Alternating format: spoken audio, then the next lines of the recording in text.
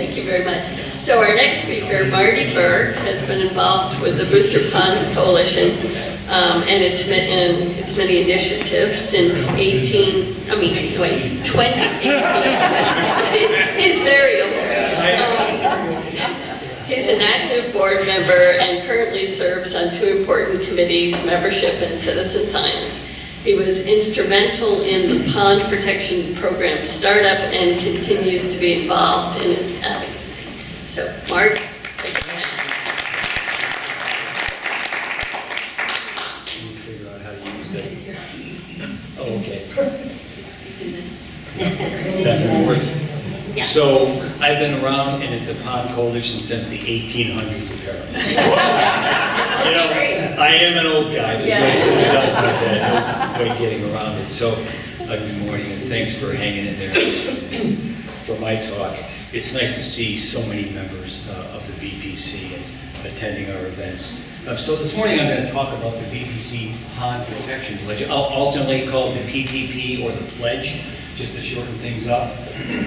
It really is sort of the philosophy and idea of the pledge is that every drop of water that we put down our toilets, our sinks, our showers, and our yards go into the ground. And we want to make sure that as individual citizens we're doing the best we can with the technology today to not pollute the ponds. Really, that in a nutshell, if we're worried about time, that's the Pond Pledge. I could just step away. So what I've done is put a few pictures up here just to show you what we do.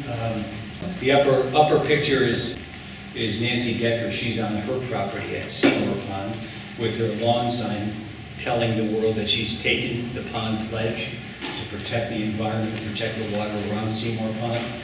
Nancy's been in the Citizen Science Program for like 4 years running, and she's someone that we all should thank for what she does. I also want to thank a BPC board member who lives in the Seymour Pond neighborhood, Marcia Kelb, is on the board, and she was instrumental in really rallying the people in her neighborhood to join the PPP. And the attendance there was fantastic, so wherever you are, Marcia, thank you.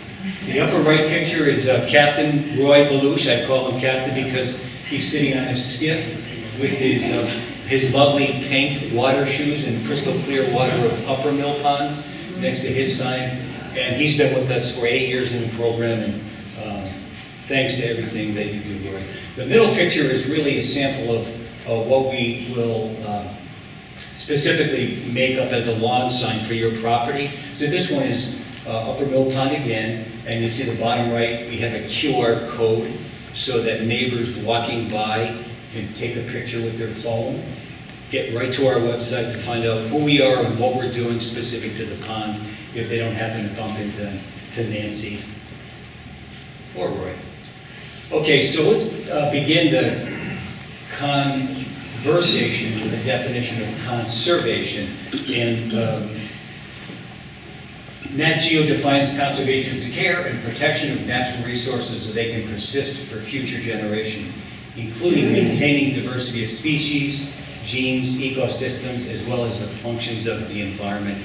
And these 2 or 3 sentences are cut down from the full page definition. Obviously, the major take from this is the major goal of conservation is sustainability.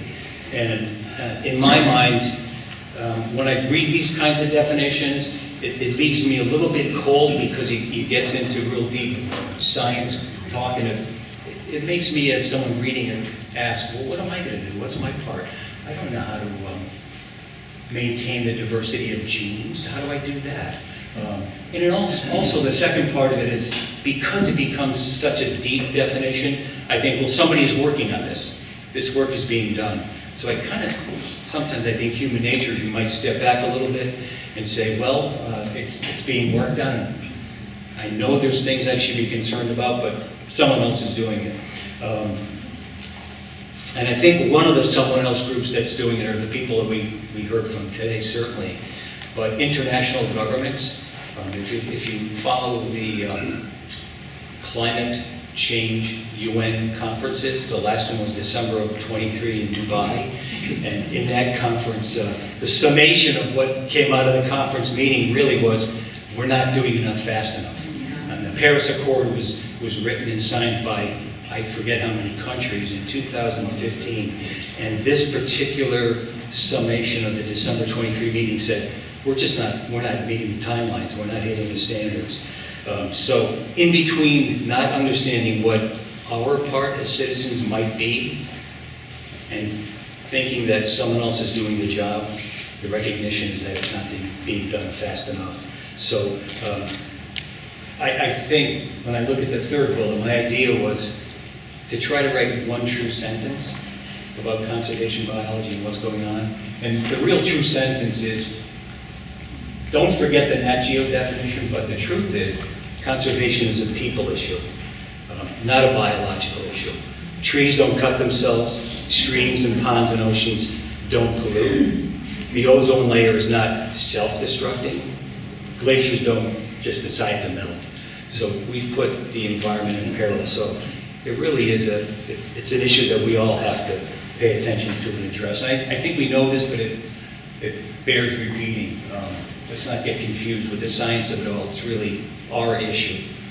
The problem, I guess I could have called it the people problem, is that we have all of these environmental threats, climate crisis, rising temperatures, population explosion. I think we're at 8.1 million people on the planet today. 150 years ago, there was billion people. I'm sorry, there were 1 billion people. So today, at our population growth cycle, the trend is we add 1 billion people to the planet every 10 years. I don't know that we can sustain that for much longer.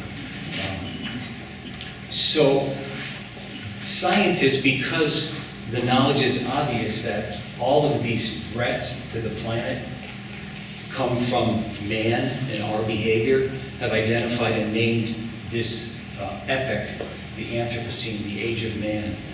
And just for context, an epoch is geologists define certain periods of time on the planet. And the last epoch ended, it was the Ice Age. It ended 15,000 years ago. Most epochs go through a cycle on planet Earth. The 7 epochs prior to today take about 1 million years to go through. But because of man and really the last 500 years or so, we have sped up that process so much that the planet is obviously suffering. So welcome to the age of man. Humans pollute. Let me count the ways. There's an awful lot up there. I'm certainly not at this time going to go through every bullet. But quickly, septic tanks are the major contributor. Brian certainly hit on that. We know that. Different runoff of water, stormwater, lawns, garden fertilizer, agricultural pesticides, the COCs, contaminants of emerging concern, pharmaceuticals, personal care products, PFAS, industrial chemicals, and microplastics. So what has happened over particularly the last 250 years is a cultural depositing in our sediments of what we make, chemicals, of what we use, products. We also know now that phosphorus and nitrogen combine to fuel algal growth and combine to fuel cyanobacteria. It's not the age-old thought that we had that phosphorus was a limiting factor in fresh water, in nitrogen, in marine water. The reality is both combined. So, how do we get out of this mess? Well, certainly before we all buy our new toilets, and I certainly will sign up and do that because technology is going to be a way to help us. But in the meantime, and while that market is growing and becoming rich and we're all ready to jump on board, this is what we can do as citizens. So it addresses that first point when I read the definition. Well, what can we do? How do I play a part? The Pond Protection Pledge, or the PPP, is a local conservation movement that models good behavior at the citizen level. It's what we can do individually. It's a powerful tool in conservation biology. In conservation biology, there's a lot of doctors here and scientists. It's comprised of chemistry and physics and geology and a bunch of things that I've not been educated in, but I do know enough that we need to stop the nutrients flowing into our groundwater. The program is not it's a BPC program today, but the brainstorm of it was from Megan Taylor, and I have a picture up there of Megan Taylor, her little son Shay, and some old guy. And Megan called me up, I guess it was 3 years ago, and she said, Marty, I have an idea about a pledge I'm trying to get our community at Cheap Pond to pick up. And we don't know what to call it, and we're not sure how to do it, but we have some good ideas. I said, well, tell me about it. We got together, and she said, well, it started when I would take my daily walks with my 2 children who were like 4 and 6 years old at the time, maybe 2 and 4. And she said, we go out on these walks, our daily walks, and we walk around the pond in the neighborhood. We find all this litter. The kids would see all this litter and say, Mom, why is this litter here? And she would tell them, well, people make mistakes, and maybe they don't understand that when they litter, they're affecting the environment, they're affecting our pond. And the kids said, well, let's pick it up. So they started to pick up the garbage and brought home what they could in their hands and pockets that first day. And then she told me that when they went out for their next walk, their daily walk, might have been a couple of days later, they were leaving, and Shay said to her, Mom, why don't we bring a garbage bag to pick up the litter? And when she told me that, I said, that is way better than any conservation definition that Nat Geo or anyone, and I'm not picking on Nat Geo or anyone could write, really. It just hit me here, and I said, Megan, I really would like to work with you. And so that started it. So they would go around, their daily walks became garbage, or litter hikes, she called them, I think, litter hikes. And they pick up garbage around the pond and bring it home and take care of it, dispose of it properly.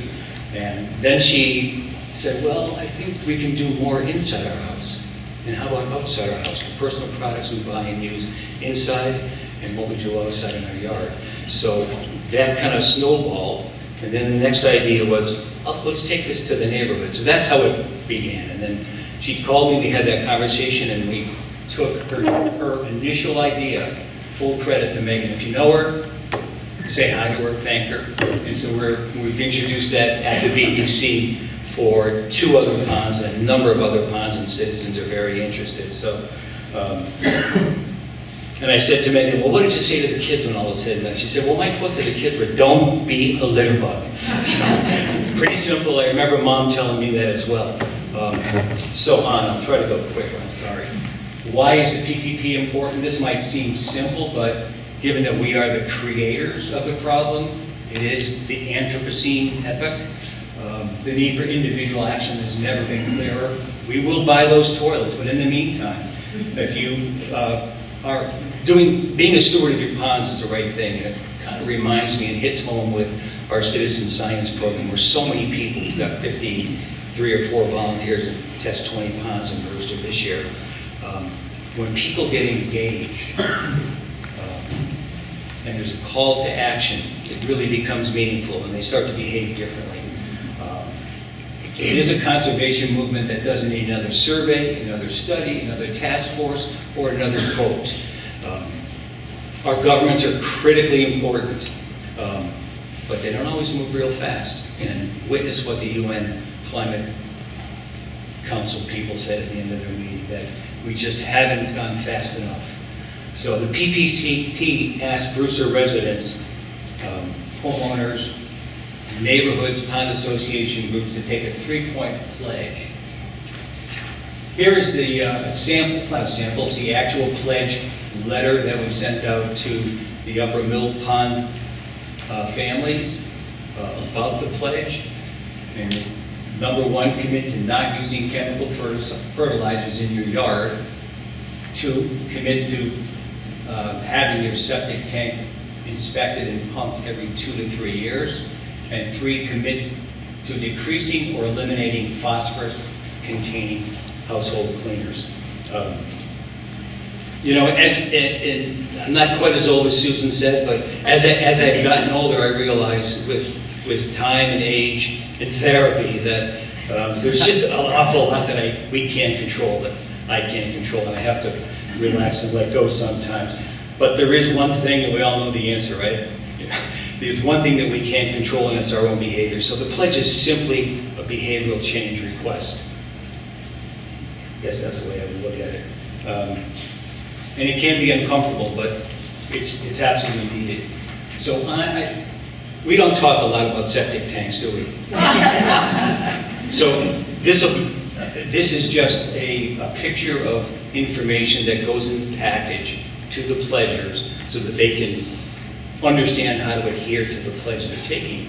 So this is just information on septic systems. I certainly time-wise won't run through every bullet. We know the systems are not treatment plants. And it kind of annoys me personally when I hear septic systems, Title V is called treatment plants, but they're not treatment plants. They're septic tanks. And we live and play in this beautiful sandbox that we call Barnstable County. And it is a sandbox, so whatever we put in our toilets, our sinks, our showers, and our dirt goes right into the groundwater, and right into the aquifer. 80% of the loading of nitrogen is on Cape Cod. I think Brian's at 85, but he's getting a little more aggressive with it. Stems from our systems. And again, we know that nitrogen and phosphorus stimulate algal blooms and disrupt the natural balance of the ecosystem, which is kind of where we are now. You can't pick a town on the Cape and not find a bloom of cyanobacteria somewhere, sometime in the summer. And then there's information on the right column of the septic dues. Sorry. And again, I won't read them, but this package of this information plus other information goes out to the pledgers. Have the tank inspected every 2 years is what we do at our house now, even though there's only 2 of us living there, and we live there probably 8 months of the year. We have our tank inspected and pumped every 2 years. You might go to 3 years. I certainly wouldn't suggest going any longer than that. Not with what we know now. So I'm not going to read all of these items. I could, but I won't. Think at the sink, it's probably obvious it's not a trash can. I mean, God, I remember when, what do we call those? Disposal. The regular. Garbage disposal. Thank you, Nancy. The garbage disposals we have at our sinks, and you just buzz those things on, and it would just grind everything up. Boy, that's a great mixture that's gone into our groundwater, isn't it?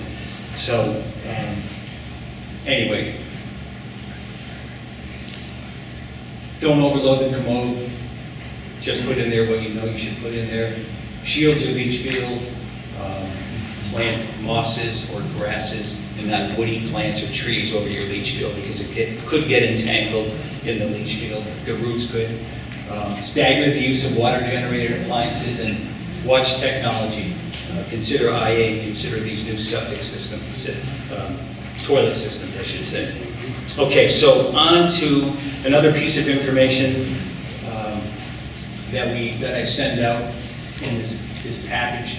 Addresses the inside of the house. So, and this was the hardest one for me to really grapple with and figure out what I was going to say. And the reason is, how do you really define a green product? And it's always been extremely confusing to me, and I'm easily confused, admittedly. But marketers are very slick at using vague and generic terms on their packages, right? You see it all the time. It's called eco-safe, it's called environmentally safe, it's called green, it's called organic. That's a good one. If it's organic, it's got to be good. Not necessarily high nutrient, efficient nutrients in organic materials. So I look at it as a buyer beware. I call all of that kind of labeling as greenwashing of products. It's what it is. And so I know over the years that I've bought a fair amount of products that really didn't do the job that I was hoping they would do. This EPA site I find fantastic for, for dummies. Not that I'm a dummy. But how was I going to put together materials to send to the pledgers to help them understand what they should be doing in their homes? This site is pretty effective. It's called Sustainable Marketplace, Greener Products and Services. When you go there, the address is up here. Focus on the consumer section of it, obviously. It will help you identify in the safer choice and eco-labels area what products by category that you should purchase, that the EPA has assessed and feel are the right products that we should use.